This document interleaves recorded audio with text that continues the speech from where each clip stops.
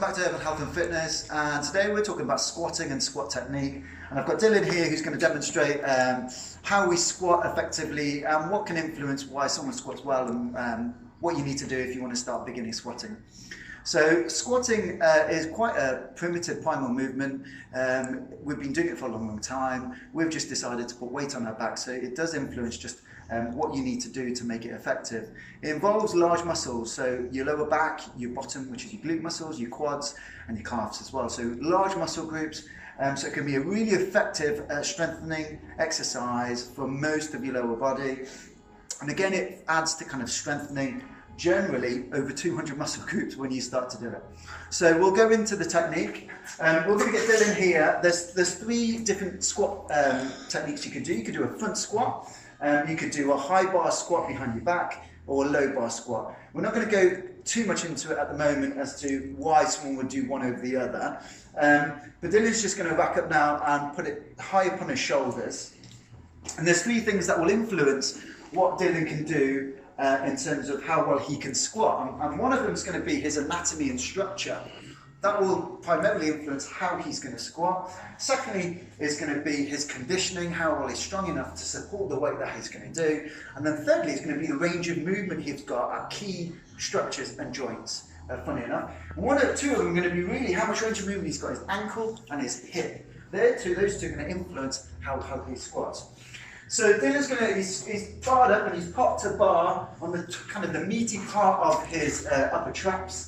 And again, he's got lovely range of movement through his shoulders, so he can actually adopt a really good supportive position with his arms close to his shoulders.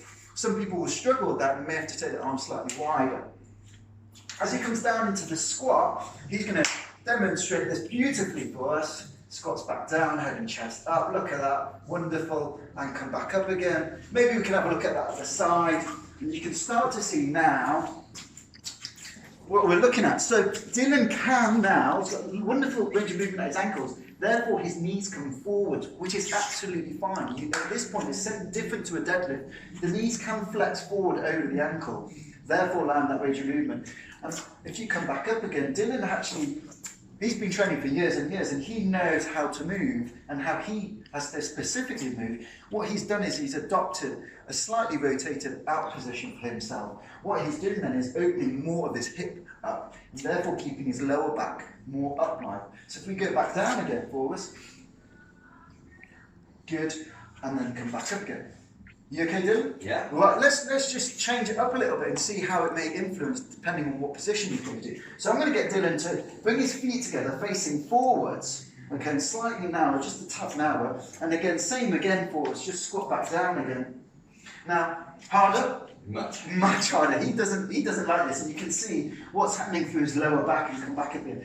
And in this position for Dylan, his back will be working extra hard to support it. He's not got the range of movement through his hips or his ankles. Therefore, he's going to not be able to lift effectively. Right, back up again for us. So, for squat position, if we just do without, we can come back into that same position. So, the bar comes on the meaty part of the upper traps. When you squat down, the bottom shifts back, the knees transverse forwards over the ankle, and you can see here, the head and chest stay up. And then in that position, you drive through the heels and you stand upright and nice and tall. So that actually demonstrates a really, really good squat technique for Dylan. For yourself, what you may need to do is get yourself with the bar, with no weight, get someone to film yourself, look yourself in the mirror, start to work into these positions and maybe start to play around with the 2 or 3 things that you can influence. First thing you can start to influence, A, is your range of movement. In this position, so taking your legs narrower or wider.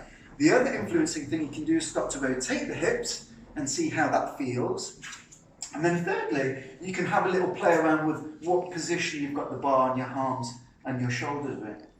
What you're looking to do as you go back down into this position is that you're comfortably able to maintain a relatively upright position with the head and chest up. So with a wider stance that you can still keep the knees forward, but the head and chest stays up.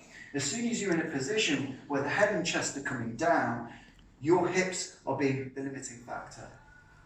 So So work on those 3 things, see if you can improve your technique a little bit, get someone's a video, or pop in, come and see one of the guys, we can have a little play around, see if you can improve your squat. Watch out for the second part, we're going to be talking about the different bar positions, maybe from a front squat, and how that will influence what you do. Okay, thanks a lot. How's that?